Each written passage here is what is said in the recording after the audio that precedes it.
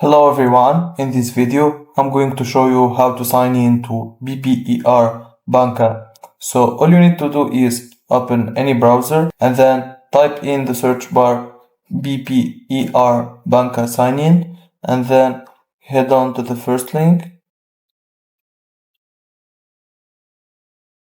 Now you press on customer login, this green button. This will take you to another page. Now choose Smart Web Sign In.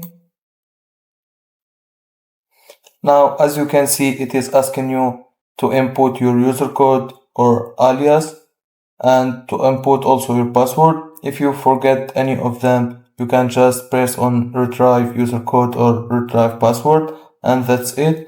Also, you can sign in by scanning the QR code that you generate through this button through your smart banking app in your phone if it is already set up and you are already logged in your phone, and that's it. If you find this video helpful, don't forget to like and subscribe, and thank you for watching.